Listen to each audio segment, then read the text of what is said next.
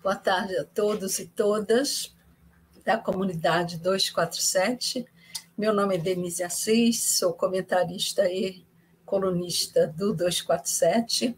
Hoje estamos aqui com um convidado muito especial, Luiz Eduardo Soares, um grande nome e estudioso da segurança pública. E eu vou fazer uma breve apresentação do Luiz Eduardo, embora seja uma figura altamente conhecida, mas eu sempre gosto de dizer com quem estamos conversando é uma autoridade. Luiz Eduardo Soares é escritor, antropólogo e cientista político. Foi professor visitante da pós-graduação em literatura da UFRJ, é professor aposentado da UERJ, ex-professor do UPERJ e da Unicamp, foi visitante, professor visitante na Universidade de Harvard, Columbia, Virgínia e Pittsburgh, publicou 22 livros, dos quais os mais recentes são Desmilitarizar, Segurança Pública e Direitos Humanos na Boitempo, O Brasil e seu Duplo, da Todavia, e Dentro da Noite Feroz, o fascismo no Brasil, também pela Boitempo. E os romances em 2066, com Rafael Coutinho, e Enquanto Anoitece, da Todavia. Foi secretário nacional de Segurança Pública, subsecretário de Segurança Pública e coordenador de Segurança, Justiça e Cidadania do Estado do Rio de Janeiro, além de secretário municipal de prevenção da violência em Porto Alegre e Nova Iguaçu. Portanto, é uma pessoa muito especial para a gente convidar e conversar nessa semana. Eu quero dizer a todos que essa entrevista está sendo gravada no dia 15/8, uma terça-feira, portanto, e vai ser exibida no próximo domingo, às 12 horas. Isso não impede que vocês coloquem ali o like, porque é muito importante para nós essa audiência, a opinião de vocês. Bom, eu gostaria, antes de tudo, de apresentar o seu novo livro, O Anoitecer, né? Você me mandou a capa, mas eu acho que eu não mandei para a Daiane, eu mandei para o Tiago, que seria a pessoa que ia nos apoiar. Gostaria que você mostrasse para a nossa comunidade. Você está com ele aí? Aqui, por favor. Está invertido, né? Não sei se está invertido. Não, tá ótimo, está perfeito. Está perfeito. É o Enquanto Anoitece, da Todavia. Muito obrigado, Denise. Muito gentil e generosa na apresentação. Não, imagina. A gente tem que valorizar o que é bom, e o seu trabalho é sempre muito bem-vindo. Você fala do que nesse livro? É um romance? É um romance e uma longa história de um personagem que nasce no meio rural, enfrenta as lutas sociais que são típicas da grande questão agrária brasileira, né? Onde o capitalismo autoritário brasileiro lançou suas raízes históricas. Essa figura enfrenta a ditadura em suas manifestações locais, no campo, depois faz o trânsito para a cidade, particularmente para o Rio de Janeiro, onde se torna um porteiro e vivencia os novos momentos do Brasil, enfrentando as questões que são também ligadas à violência na cidade e legando ao seu filho essa, digamos, herança de contradições, de desafios, e, portanto, é uma espécie de panorama, de quadro da história brasileira.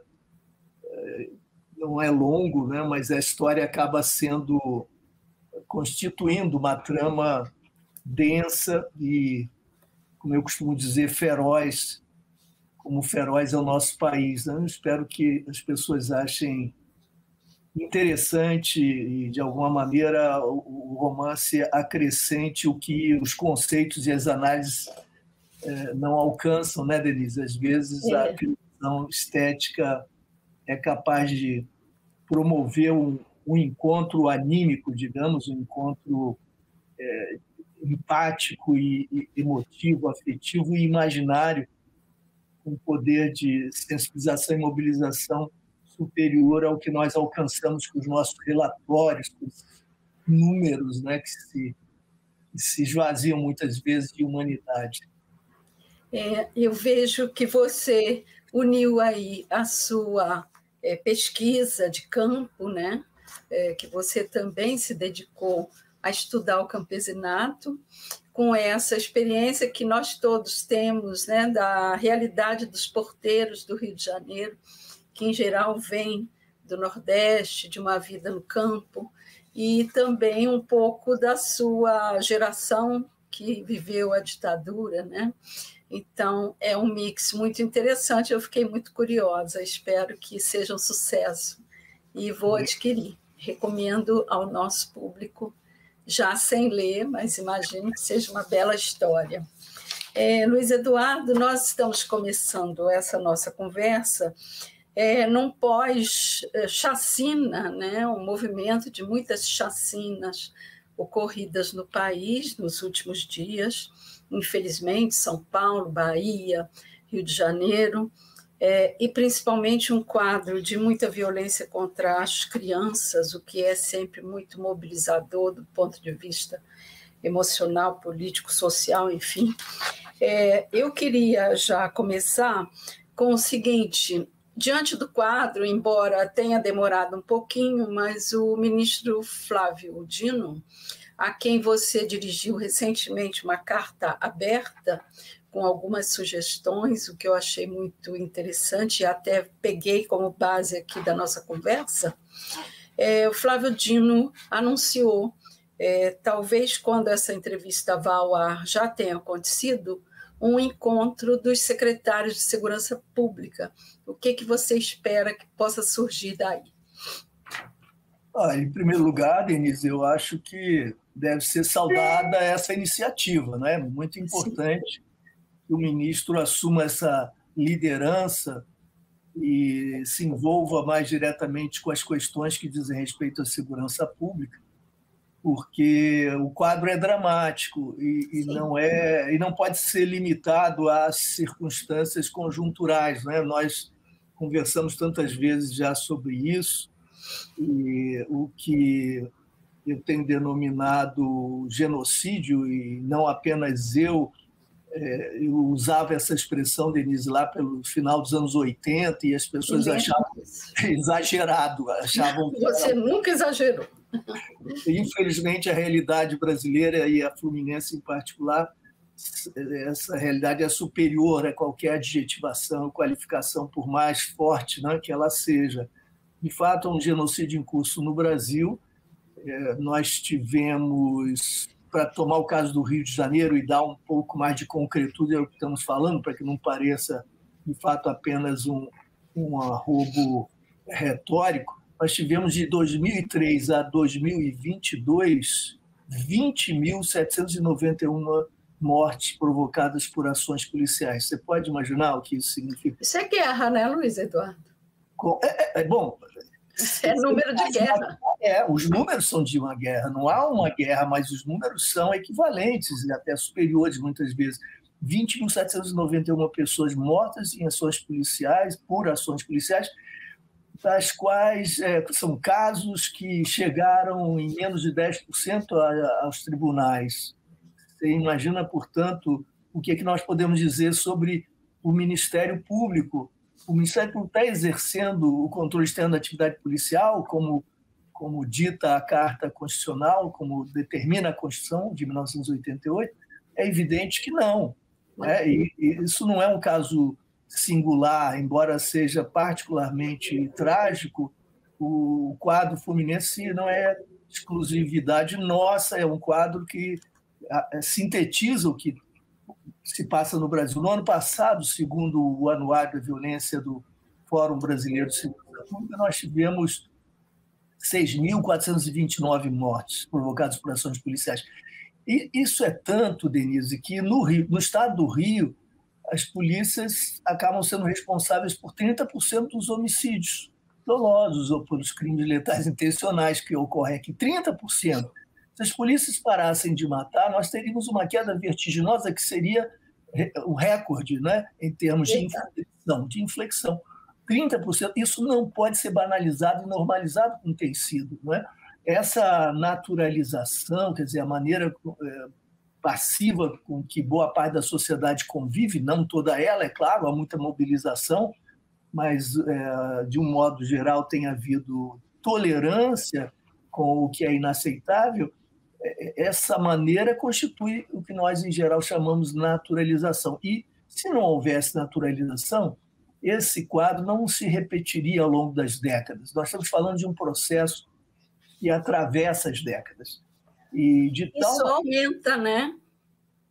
Ele pode variar, às vezes com uma elevação. Por exemplo, no ano passado, de novo, segundo o Fórum Brasileiro de Segurança Pública, o anuário, nós tivemos 47.500 mortes provocadas pelos crimes letais intencionais.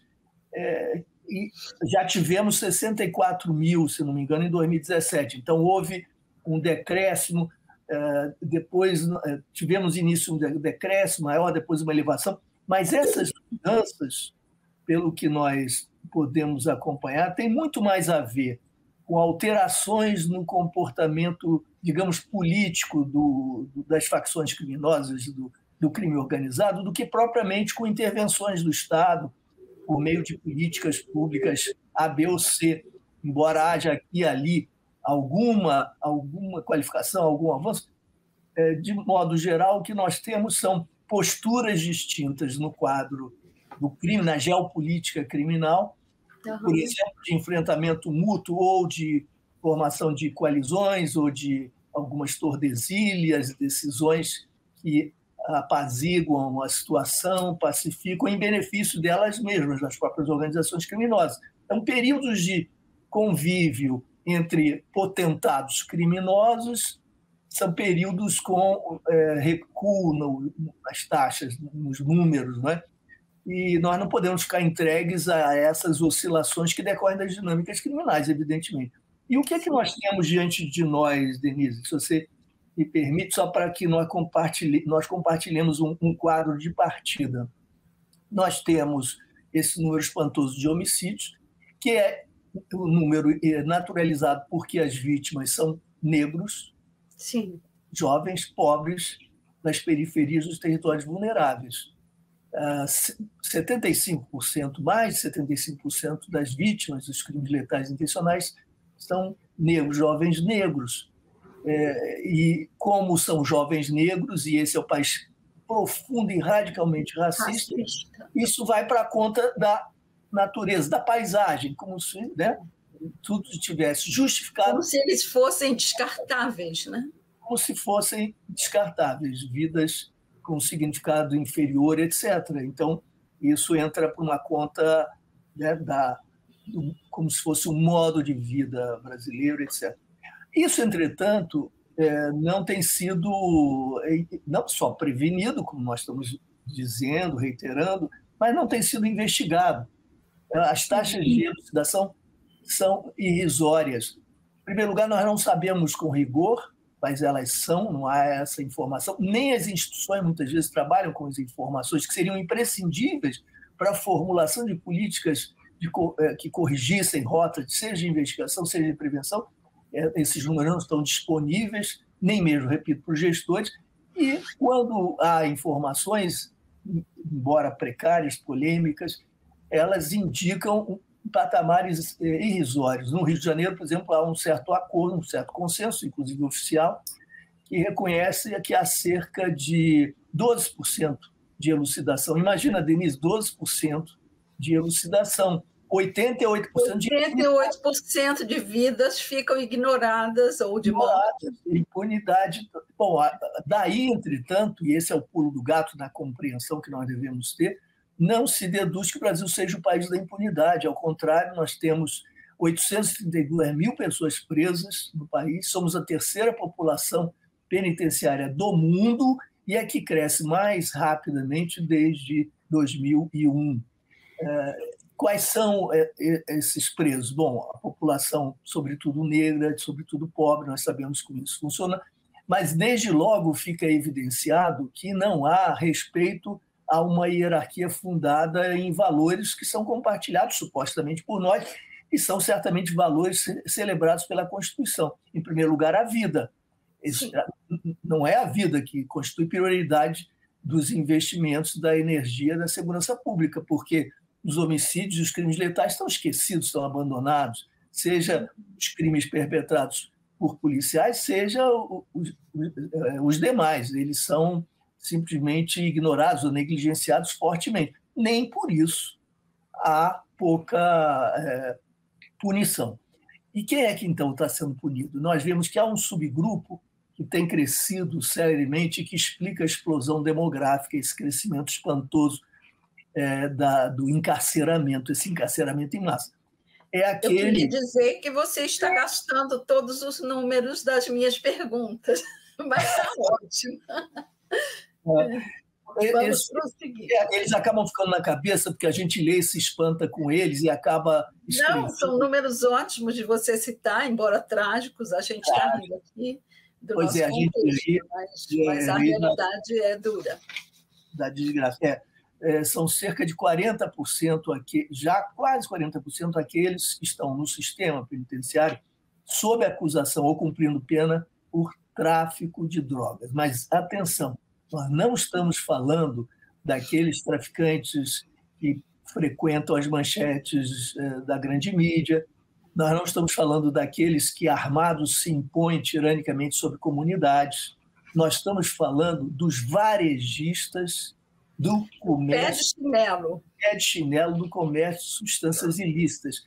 Isso está comprovado, atestado nos documentos que são públicos das defensorias públicas do Rio, de São Paulo, da Bahia, país afora.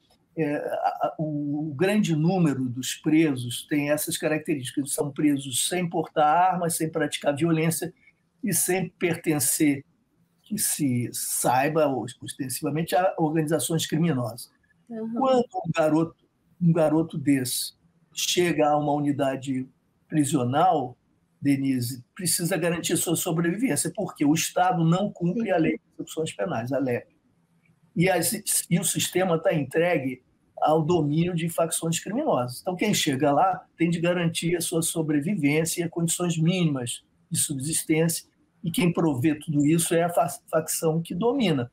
Qual é o preço cobrado pela facção? Já que esse rapaz, supostamente, não pertence ainda à organização, o preço vai ser a vinculação, subsequentemente a saída da prisão 5 anos adiante.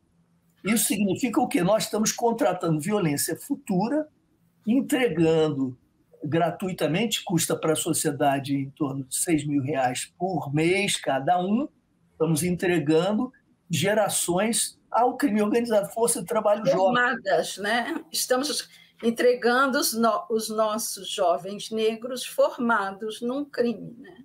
Entregando para que eles se formem, né?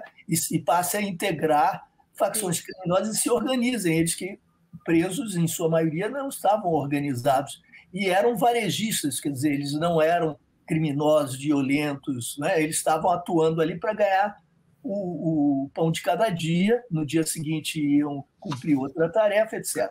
E por que acontece? Também para sobreviver no universo carcerário, né? Quando eles entram para o sistema carcerário, eles precisam também garantir a própria vida, porque lá existe uma hierarquia das facções e que impõe a eles algumas tarefas, né? Eu achei muito interessante, aproveitando aqui essa parada, achei muito interessante você citar São Paulo, Rio e Bahia, porque isso nos mostra que independe do governo de plantão. É uma estrutura já tão enraizada que as PMs, o sistema carcerário e toda a máquina, ela funciona sozinha, né? É uma engrenagem que vai moendo governos e sociedade, não é isso? Você tocou o ponto-chave, isso é chave. De certa maneira, o que está se dando, está se dando independentemente da vontade, da intenção de gestores, seja o gestor policial, seja o gestor político, o que é gravíssimo. Por que funciona assim? A polícia militar é a que está presente em todo o país 24 horas e é a mais numerosa.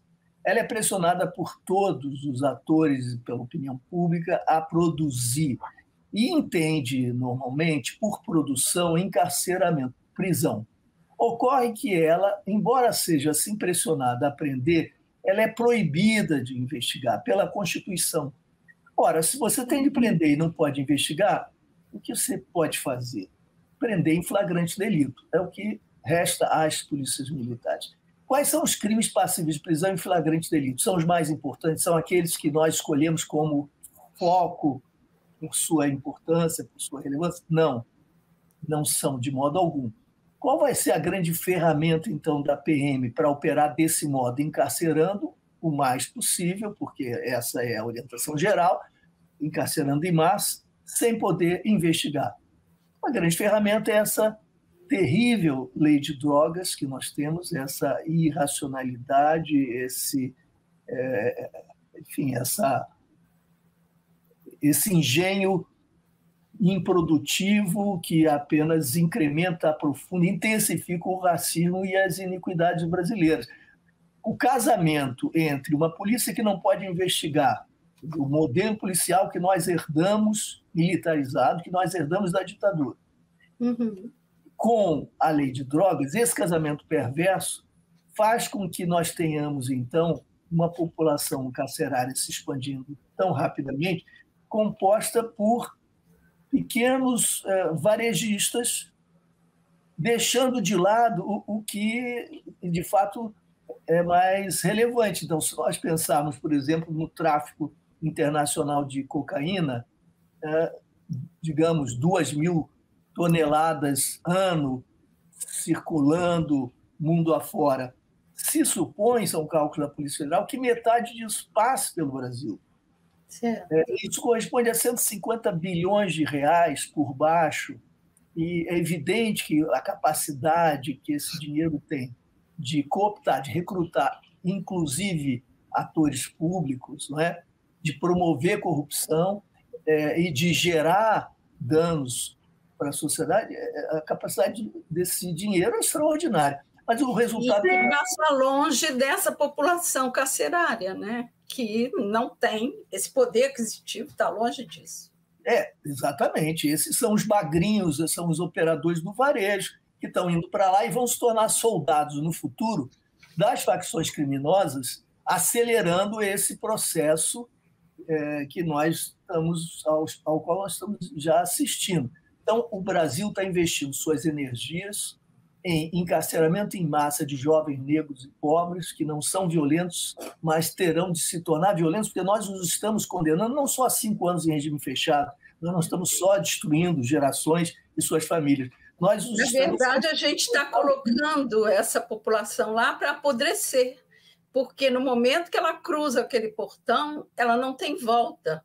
Não só porque o sistema judiciário os esquece, como também a sociedade não vai mais querer eles de volta, em qualquer atividade. E, além disso, na medida em que a LEP não é cumprida, eles precisam da facção para defendê-los no interior do sistema penitenciário, eles vão ter de depois pagar o preço, a dívida, ingressando nas facções. Então, nós estamos condenando esses jovens à criminalidade. Não à prisão, mas à criminalidade. Irreversível.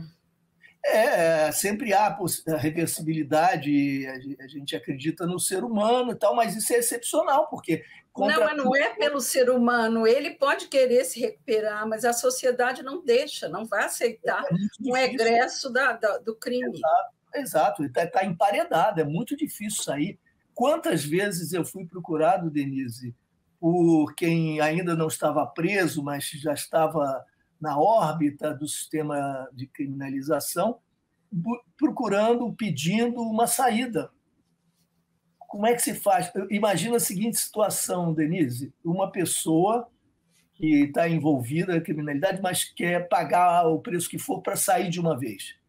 Se você tivesse, digamos, na Finlândia, e você fosse mãe de alguém nessa situação, se eu fosse pai, eu diria, bom, meu filho se entrega, eu vou com você, se entrega ao sistema de justiça, você vai pagar esse preço, vai ser caro, mas você lá vai ter as condições higiênicas e de toda a salubridade, vai estudar, vai se profissionalizar, e quando você retornar, você recomeça a vida. Bom, aqui, que mãe, que pai dirá para um filho que está vivendo numa favela, por exemplo, meu filho, se entregue para a polícia, vai ser executado com queima de arquivo. Eles me diziam, o que eu sei sobre as polícias, porque os policiais aqui são nossos sócios, às vezes nossos inimigos, às vezes nossos sócios, eu tenho a folha corrida, por assim dizer, de todos eles. Eu sou um alvo a ser executado, porque eu sou um arquivo vivo. Imagina que a mãe e o pai vai recomendar o caminho da legalidade e da institucionalidade. E o que resta, então? Fugir? A fuga tem sentidos, eu aprendi isso também ao longo da minha vida, que e já, digamos, a antropologia ensina a gente, a fuga supõe um certo mapa, o acesso a um mapa, uma cartografia. Você tem que saber que países têm línguas diferentes, sistemas institucionais e legais diferentes. Você tem que entender que há determinados limites e que você pode buscar soluções dessa ou daquela forma.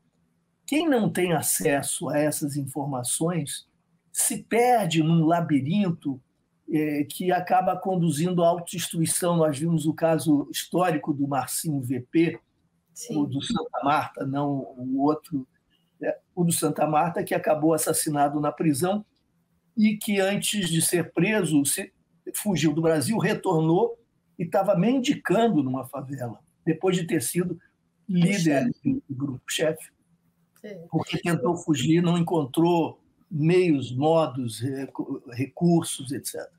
Eu vou te relembrar agora um trechinho da carta que você escreveu para o ministro Flávio Dino, que fala exatamente dessa guerra perdida, né? Você aponta a guerra às drogas como uma guerra perdida, e você diz para ele que há 50 anos produz mortes, sobretudo de jovens negros, sem que se observe nenhuma redução do consumo e sem avanços na segurança pública. Na sua opinião, isso não passa de eufemismo para execuções extrajudiciais em territórios vulneráveis, o que significa que o Estado está produzindo essa matança, o autor da matança é o Estado. Isso nos leva a concluir também que a mudança, a postura, deveria vir do Estado. Como que ele deveria agir para impedir ou reduzir essa matança, essa guerra, ou como reformular essa situação de guerra, né? Porque é o Estado que está por trás. Para um ministro da Justiça e da Segurança Pública é muito difícil, porque não cabe à União, ao governo federal, a segurança dos Estados. A alteração constitucional, isso depende do Congresso Nacional. E hoje a segurança pública é, sobretudo, uma responsabilidade dos governadores de Estado, não é? Porque as polícias são estaduais e as polícias federais, a federal, a rodoviária federal, são bastante limitadas no seu âmbito de ação. Ainda assim, atuam em áreas de grande importância, mas, enfim, estão circunscritas, estão limitadas. Há o conflito federativo, há a necessidade de respeito à autonomia dos entes federados, dos estados e dos municípios. A União pode muito pouco e não se trata, portanto, de cobrar que o governo federal atue para além do que lhe é dado. Ele pode, né, constitucionalmente. Ele pode. Mas o que eu acredito que aconteça é o seguinte: muitas vezes se subestima a capacidade do governo federal, particularmente do presidente da República, de impactar essa realidade. Ela pode ser impactada politicamente, mesmo que não haja no horizonte possibilidades de alteração dos mecanismos de controle das polícias, mesmo que não haja possibilidade da aplicação de uma política nacional pelo Fiat da União, pela vontade do ministro da Justiça e Segurança, da vontade do presidente. Mas esses atores são muito importantes, e especialmente o presidente da República pode, de fato, atuar. E eu creio que talvez esteja sendo subestimada a potência. Eu acompanhei isso pessoalmente de modo muito mais limitado, porque eu atuei em Secretaria de Segurança do Estado do Rio de Janeiro, na Secretaria Nacional, em 2 secretarias municipais, e eu percebia que, independentemente das esferas, claro, sempre em correspondência com a esfera, a presença de uma grande autoridade muda o jogo. Vou te dar alguns exemplos. Em Porto Alegre, eu trabalhei com o então prefeito, depois ministro, depois governador Tarso Genro. Sim. E nós tomamos uma área da cidade, um bairro que era o mais pobre e, na época, o mais violento, para uma intervenção preventiva, articulando várias políticas e com a mobilização policial também a nosso favor, né? Subordinando as polícias a limites constitucionais, aos direitos humanos, etc. A presença de Tarso Genro no território fez toda a diferença. E quando ele me conferia a mim alguma autoridade, ele o fazia em presença, isso acabava transferindo a mim também uma possibilidade de intervenção diferenciada, respaldo, né? Respaldo e a capacidade de dialogar, de negociar em seu nome. O impacto que isso exercia junto às comunidades, uma espécie de pactuação que nós propunhamos para mudar as relações de Estado e sociedade, particularmente Estado e comunidade, isso ganhava alguma consistência e credibilidade, nós alcançávamos a confiança popular, e isso era, por sua vez, lastro para os novos passos, que também eles se tornavam muito mais fortes. No nível do Estado, isso era ampliado, claro. E quando nós estamos falando da União, e particularmente de uma figura como Lula, ele tem a possibilidade de, com uma palavra, se ele convoca a população brasileira, a sociedade brasileira, a um pacto pela vida, independentemente de como fazê-lo, convocando a sociedade a se mobilizar em todos os municípios, nas escalas da sociedade, sem hostilizar governo algum e sem qualquer discurso sectário. E esse aqui é um ponto que eu acho que muitas vezes não é compreendido nas esquerdas. Nós temos um potencial enorme que não está sendo aproveitado de atuação, de exercício de impacto, de influência. Se nós compreendermos que o que nós estamos defendendo é a legalidade constitucional e a vida como valor.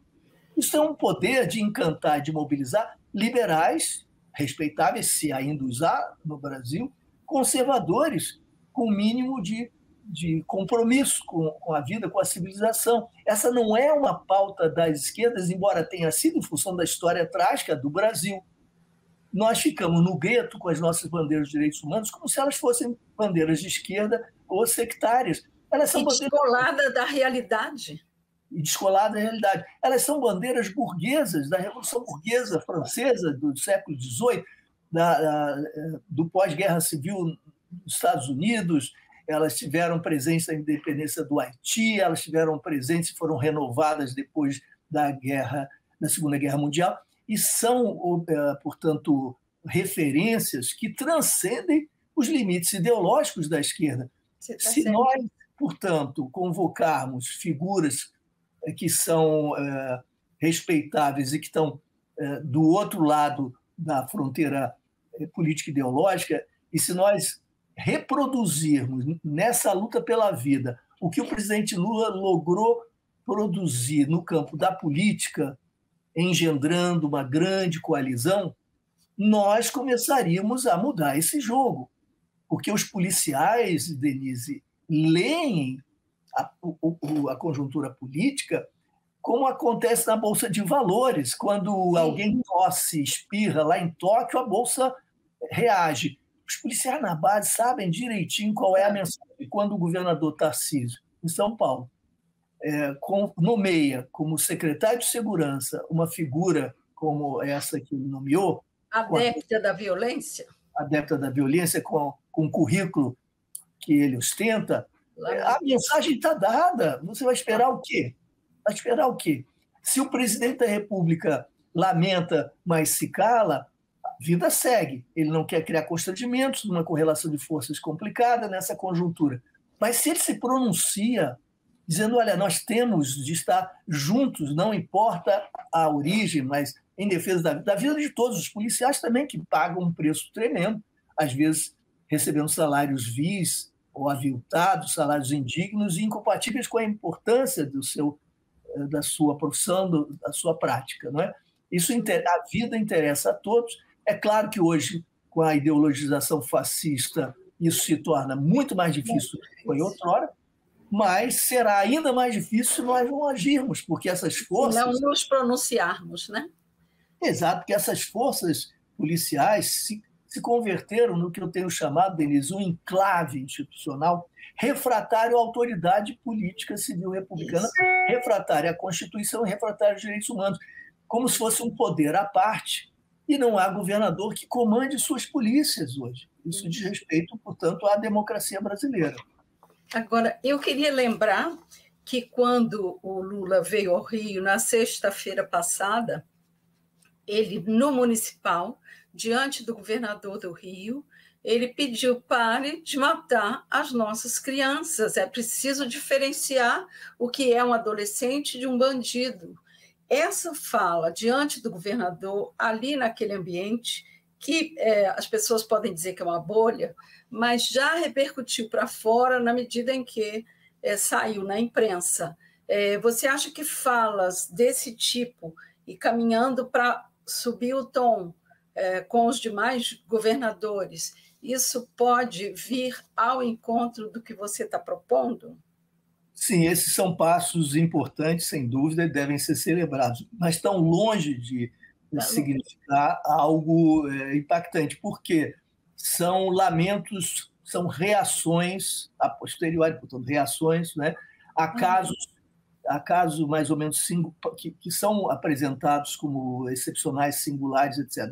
Nós estamos, para retomar o que você tinha dito, Denise, nós estamos diante de máquinas que se reproduzem autopoieticamente, para usar uma expressão que é inadequada no caso. Elas se reproduzem em função de mecanismos que combinam modelos organizacionais, práticas herdadas, culturas corporativas provindas dos porões da ditadura e leis que são nocivas, como a lei de drogas, etc. Esse amálgama, ou essa constelação, produz resultados independentemente de intervenções de A, B ou C.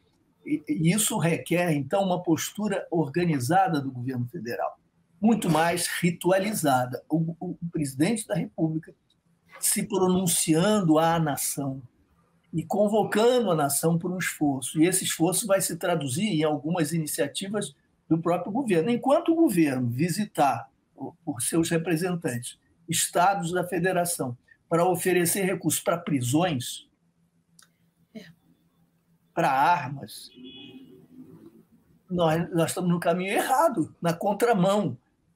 Não pode ser assim. E há um medo de ferir suscetibilidades dos entes federados, né, de não atuar contra a autonomia. Mas quando você fala em nome de bens superiores, né, como a vida, e começa, então, a dirigir recursos e iniciativas a essa área, as coisas começam a mudar. Enquanto o governo federal não tiver nenhuma política a oferecer, qual é a política do governo federal, se nós deixarmos a questão das armas, que tem sido enfrentada de um modo bastante respeitável, coerente, né? Tem havido passos, declarações e passos concretos na direção de reverter a flexibilização do acesso às armas, que foi uma desgraça, né? Uma desgraça, mais um crime do bolsonarismo, né?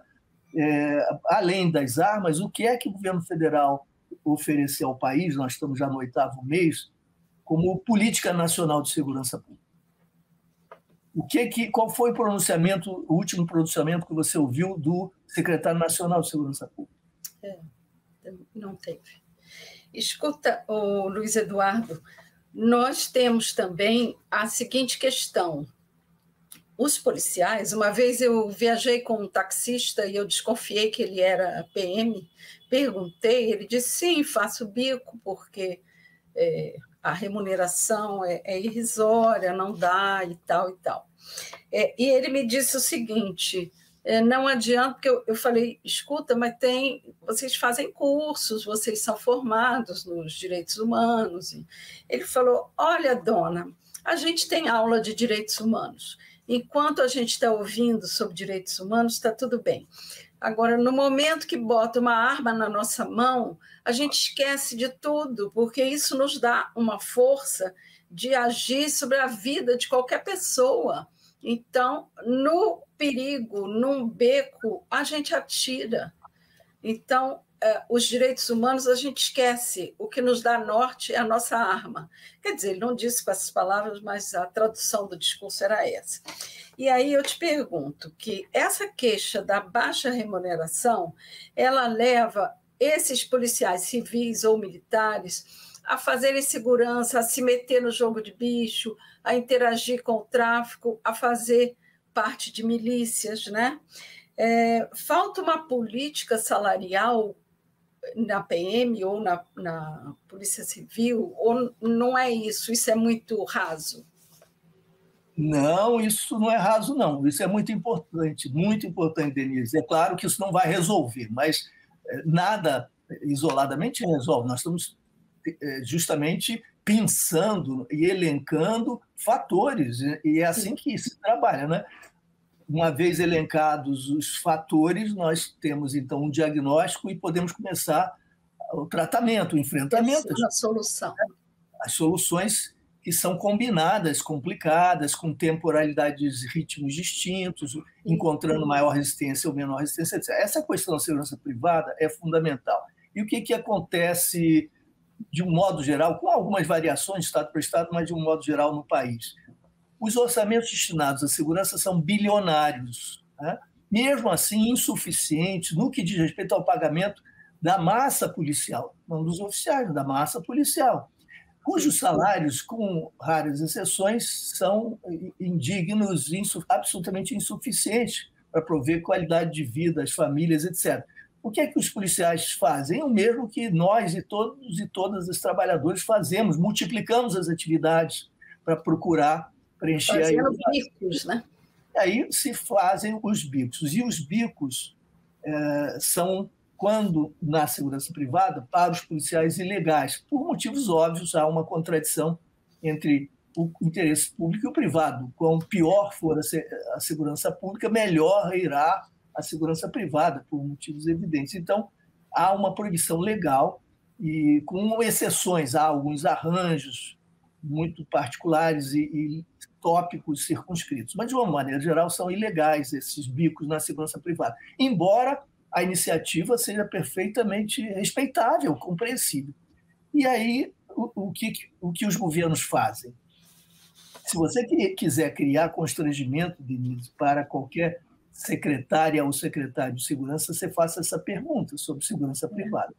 Porque os governadores e secretários das autoridades viram o rosto, não viram os olhos, não querem ver, enxergar isso, sabem que isso existe, sabem da magnitude disso. Nós temos no Brasil quase 500 mil agentes da segurança privada legal, da segurança legal privada, e temos cerca de 4.890, quase 5 mil empresas de segurança privada legais. Mas quantas ilegais? Quantas improviso, etc. Aí o número explode, até porque envolve não apenas policiais. O Estado, então, os governos que tripulam os estados, viram o rosto, não querem ver, porque isso facilita o trabalho. Você imagina se os policiais resolvessem reivindicar melhores condições salariais. Os orçamentos públicos iam explodir. E isso ia gerar... Ou então ia gerar cenas daquele tipo, um tiro no peito do Cid Gomes no Ceará. Exato. Né? Exato, motins, as greves nós sabemos como funcionam, e as explosões todas que decorrem daí, isso acaba alimentando o que há de pior, né? Inclusive o bolsonarismo, etc, etc. Então, é muito conveniente para os governos que haja o bico, ilegal, inclusive, porque isso suplementa o salário e reduz a pressão, a demanda sobre o orçamento público. Entretanto, na medida em que se cria essa área de sombra, isso acaba ocultando como um véu, protegendo, seja a iniciativa honesta, embora ilegal, mas bem intencionada, de tantos milhares de policiais, quanto aquelas outras de outra natureza, aquelas em que se cria a insegurança para vender segurança, ou até, no limite, aquela iniciativa que gera milícia, que organiza essa segurança privada e que converte a tal segurança privada, na verdade, numa tirania, um controle territorial sobre acesso a imóveis, acesso à terra, acesso a transporte, acesso a lucros comerciais, a gás, a luz, a energia, etc. Gatunete e outros bichos. Exato. Então, as milícias são filhas bastardas da segurança privada ilegal e informal. E elas sempre contaram com beneplácito oficial porque os governos se veem constrangidos na tomada de decisão relativamente ao bico. Mas, pelo amor de Deus, para o país ser minimamente sério, ou você muda a lei, ou você aplica o diabo da lei. Para aplicar o diabo da lei, você tem que negociar com os policiais não jogados na miséria. E veja como isso acaba impedindo que haja hierarquia e disciplina no interior, por exemplo, da Polícia Militar.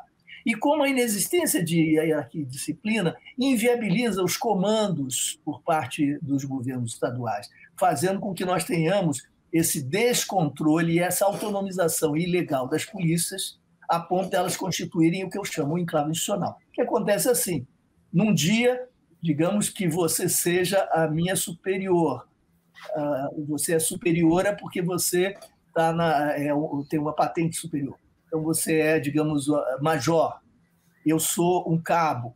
Você, bom, quer trabalhar para mim? Eu tenho uma empresa no nome da minha sogra ou da tia, da minha cunhada, etc., com os laranjas, e você vai ganhar X por dia. Você diz, quero. Então, na segunda-feira, eu obedeço às suas ordens, respeito à hierarquia, você manda e eu obedeço. Na terça-feira, nós somos sócios do ilícito. Na quarta, nós voltamos a nos encontrar no batalhão. Imagina como isso desanda, desorganiza inteiramente essa possibilidade de hierarquia. E mais, nos dias de trabalho, eu começo a fazer roteiros para atender os nossos clientes. Mesmo no dia de trabalho, eu não cumpro o que o Estado-Maior determina, etc. A partir daí, eu resolvo criar meu próprio negócio. Eu sou um empreendedor, e aí crio o meu negócio. E começo a entrar em conflito e disputa com você, no mercado. Mas vou tratar... Deter segredos sobre a sua vida, que você Exato. É meu superior, então você se desmoraliza diante de mim. Exato, agora expande tudo isso e chega ao ponto de você desorganizar. Como é que você tem poderes que se confrontam ou que dialogam entre si e que são mais ou menos horizontais, o que é legal e o que é ilegal. Foi para o espaço a história da disciplina e hierarquia. E mais, além da segurança privada, nós temos a política de execuções extrajudiciais, que é uma política de Estado, genocídio. Quando o superior dá ao subalterno autorização para matar, não em autodefesa legítima, a autodefesa é previsto em todas as cartas de direitos humanos do mundo, defesa da própria vida. Não estamos falando disso, estamos falando de execução extrajudicial. Quando o superior confere ao subalterno licença para matar, lhe confere também, tacitamente, indiretamente, licença para não fazê-lo, para não matar, e para vender a sobrevivência, negociar a sobrevida, o que torna essa matéria um foco de corrupção, porque não há moeda que prospere mais, que se inflacione mais, do que a própria vida. Eu darei tudo para sobreviver. E a partir desses nichos de negociações ad hoc no varejo, se estruturam e se organizam, porque há racionalidade também na economia ilegal do crime. Então, se organizam células, nichos, e se criam parcerias e toda uma promiscuidade entre segmentos policiais e organizações criminosas locais ou mais poderosas, que vão, então, negociar não só a vida, mas a existência ou não de atuação policial aqui e ali, e eles se tornam parceiros dos negócios, com percentuais fixos ou com valores fixos que são pagos e renegociados, etc. Esse universo da autonomização ilegal e inconstitucional provém da autorização para matar. E essa autorização, que, segundo setores da classe média e da mídia, no fundo, é uma autorização que visa garantir segurança pública para os homens de bem, de fato acabam degradando a instituição policial e tornando-a impotente diante do próprio crime. E parte do problema é parte do próprio crime, segmentos policiais. Veja como é preciso compreender com clareza, muito objetivo. É muito complexo, né, Luiz? E não é com aula de direitos humanos que isso muda. Até porque a cultura corporativa ela deriva da experiência na rua, do convívio com colegas, e se dá horizontalmente na transmissão da parceria diária. E não é nas aulas que isso se transforma, não é? Então, aí, questões muito, muito importantes. Agora, essa invasão de armas, né, nos últimos 4 anos, isso também cooperou bastante para que esses índices fossem à estratosfera, né? Você veja que em 2019 nós tínhamos em circulação 140.073 armas.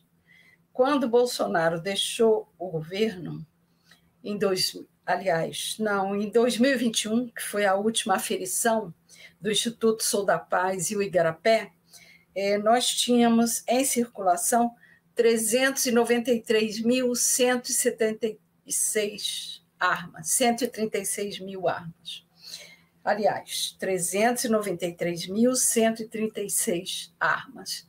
Isso quer dizer, praticamente triplicou, né?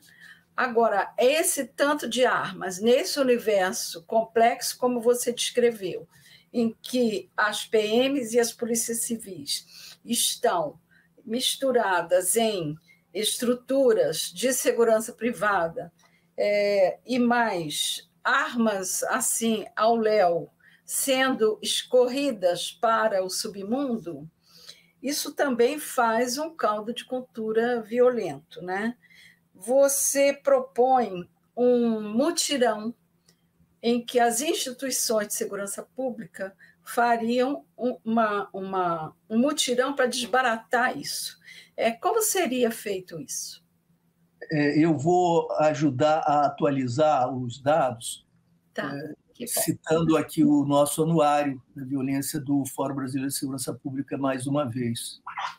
Nós tivemos um aumento em 2022, relativamente a 2018, de 7 vezes. Em 2022, nós tínhamos 783.385 armas em circulação e as munições vendidas só em 2022, Denise, foram 420 milhões. Para que tanta bala, né? Para quem? Nós nem temos população para isso. São 3 balas para cada um. Exato. E veja como é perversa a política bolsonarista. Eles criaram esses clubes de caçadores e colecionadores, etc., de atiradores, os CACs, e liberaram o transporte de armas municiadas para os clubes. E os clubes foram autorizados a funcionar 24 horas. Então, se você tivesse com arma no meio da madrugada, arma municiada, você ia dizer, não, mas eu estou indo para o clube. Mas você está aqui, o clube é lá? Sim, eu vim aqui pegar um amigo, o que seja, não importa. Eu estou indo para lá. Mas às 3 da manhã é quando eu tenho tempo e quero... É assim que eu vou arejar minha cabeça, vou praticar às 3 da manhã e pronto.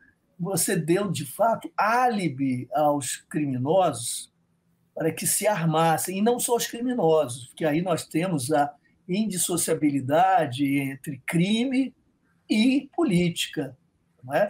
Porque esses grupos também eram ideologicamente mobilizáveis e mobilizados. E nós começamos a assistir um verdadeiro incêndio no que restava de civilização e de sociabilidade entre nós, em função... No 8 de janeiro, eles seriam recrutados. Exato. Eles chegaram a ser recrutados. Aí você tem 1000 possibilidades, né, de utilização desses grupos que envolviam policiais, não policiais, e esses dos quais estamos falando, não policiais. Então, nós sabemos que a maior parte das armas que estão no crime tem origem legal. Muita gente diz, não, vocês estão misturando o legal com o ilegal. Não, a realidade mistura. A realidade provoca essa mistura e ela se dá de uma maneira espantosamente rápida. Então, qualquer iniciativa para deter a violência criminal tem de focalizar, me parece, 2 pontos-chave. Um ponto é o próprio Estado. O Estado não pode ser problema. Se ausentar e também não pode ser parte do problema. Não pode matar, não pode ser responsável por 30% dos homicídios. Ele está sendo. Então, em primeiro lugar, é o Estado. Não adianta você pensar em políticas contra a criminalidade se você tem degradações institucionais em níveis como os que nós encontramos entre nós no interior do Estado, etc. Nós não podemos deixar ao léu o sistema penitenciário, o sistema entregue às facções. Então, nós não podemos continuar encarcerando em massa não violentos e preparando-os para um futuro de crime, entregando-os, assim, às facções criminosas. E, do ponto de vista da criminalidade externa ao Estado, nós temos de controlar as armas. Esse é o ponto-chave. Sem armas, as ações ilegais teriam efeitos nocivos, mas não provocariam a tragédia que é cada morte individual. E essas armas, elas têm sido objeto de ações policiais, por exemplo, no estado do Rio de Janeiro, por incursões bélicas às favelas. Aí você imagina o seguinte, o policial pergunta, mas como é que você queria que eu subisse? Eu já discuti isso na televisão com o general Heleno durante a campanha de 2018, num Roda Viva que foi feito para esse debate, e se dizia, como é que se sobe uma favela se não atirando? Vem um tiro de cima. Imagina essa mentalidade. Você entra num bairro. Isso está arraigado na sociedade. Populoso. Aí alguém atira, o criminoso atira. Então você entra sabendo que o criminoso vai atirar, e aí você atira de volta, nem sabe para onde você está atirando, você está simplesmente se antepondo. Você está atirando na Eloá, né? Como é que é possível você entrar atirando num bairro populoso? Você vai acertar uma criança de 5 anos que está pulando na cama. Ou vai provocar que o criminoso faça inadvertidamente, porque no confronto, no choque, isso vai produzir efeitos laterais. Os secretários de segurança do Rio de Janeiro, em geral, dizem o seguinte, repetem essa frase horrenda, abjeta, que é não se fazem omeletes sem que se quebrem ovos. E eu sempre respondo, desde que os ovos não sejam seus filhos, não é?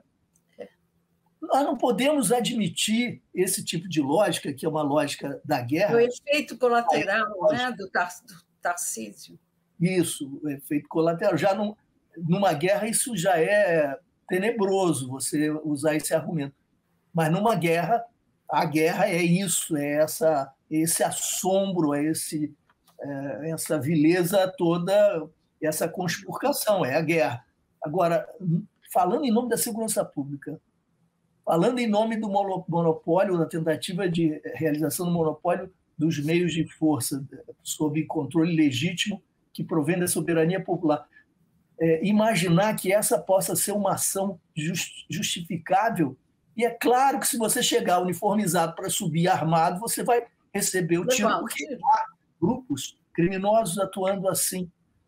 Tá? Então não fazemos nada, cruzamos os braços? Não, agimos como qualquer país civilizado age, considerando que esse bairro é um bairro em que cidadãos e cidadãs habitam, crianças, idosos, que cidadãos e cidadãs habitam, e que, portanto, em primeiro lugar está a vida deles todos, delas todas. Em primeiro lugar, nada justifica. Eu vou lá buscar o objeto de um roubo, ou droga, o que seja. Nada justifica a perda de uma criança, de qualquer vida. Isso não é aceitável. Então o que fazer? Bom, então vamos começar. Então vamos começar a pensar sério. Como é que outros países fazem? Eu ia te perguntar isso, como é que propõe, o que propõe As armas propõe. As armas nasceram, Denise, lá nas árvores, lá em cima, elas nasceram lá, elas chegaram lá. Então, elas passaram por baixo, pelo asfalto. Pronto. E elas um dia tenderão a descer. É assim que se pensa. Nenhuma ação é justificável se colocar em risco a vida de inocentes. Isso é inaceitável. Se isso acontecesse nos Jardins, em São Paulo, ou no Leblon, no Rio de Janeiro, nossa, cairia uma criança. Por um arrastão de 8 pessoas se fez uma intervenção federal no Rio de Janeiro. Imagina se mata uma criança da Vieira Solto, né? Claro, claro. Então, há muito o que fazer, e quando eu falo em mutirão é para definir a união de esforços de todas as instituições da justiça criminal em torno da questão das armas. Você propõe, nós estamos indo para a última pergunta, mas você propõe, além do mutirão nacional, das instituições todas, você propõe também um pacto, uma reconstrução democrática entre policiais e comunidades nos territórios vulneráveis, em torno da comum rejeição ao racismo, que é a origem dessas mortes banalizadas, e o patriarcalismo, que é a origem do feminicídio, que são de viés violador, claro. Como um ponto de inflexão, você propõe isso, né? É possível e como fazer? É a nossa última pergunta. Se o presidente da República convocar o país, a sociedade, para um pacto pela vida e puser a serviço dessa ideia, desse propósito, toda a inteligência do governo federal e os recursos possíveis, a sociedade dará respostas e, a meu juízo, a melhor resposta imediata, societária, nos locais, nos territórios, é essa, a proposição de repactuações que se dão em territórios. As polícias vão aceitar? Não se sabe, provavelmente não, algumas sim, em algumas haverá mediações, mas nós iniciamos um outro tipo de dinâmica. Isso é que eu acho importante. Nós não podemos continuar ou de braços cruzados, porque não há nada a fazer, esperando que o Congresso mude um dia, que os governadores mudem um dia, ou agindo com voluntarismo, ou com demagogia, populismo penal retomado, que acaba naturalizando o que está aí, ou com um tipo de voluntarismo sectário que acabe inviabilizando o próprio governo federal, criando conflitos federativos por todo o canto, etc. Nem a irresponsabilidade, nem o imobilismo. Mas isso parece que não funciona. Eu tive muitas experiências no sentido contrário, de que sim, funciona, porque muda a perspectiva das ações, dá espaço para que organizações locais comecem a atuar com muito mais legitimidade, com mais impacto. Você começa a criar outras expectativas e acreditando, portanto, na própria mobilização da sociedade, na criatividade dos movimentos. Quem pensaria, por exemplo, que o Black Lives Matter nos Estados Unidos poderia impactar como impactou não só o país, como o mundo de alguma maneira, né? Não subestimemos o potencial que haja. Eu acho que, de qualquer forma, enquanto não houver ideia melhor e enquanto práticas concretas de mudanças de mecanismos ficar dependendo da correlação de forças e do imobilismo generalizado, nós podemos caminhar valorizando a política e o efeito da política sobre essa questão que é tão dolorosa. Isso cai como uma luva no slogan do governo: união e reconstrução. É preciso esse diálogo, essa aproximação para que isso se resolva. Luiz Eduardo, te agradeço demais a sua participação, foi assim muito elucidativo, foi absolutamente conveniente nesse momento em que a gente está sem rumo, e você colocou aqui vários caminhos, né, para a gente optar e seguir. Muito obrigada, um beijo, muito bom revê-lo. Eu que te agradeço, Denise, beijo grande.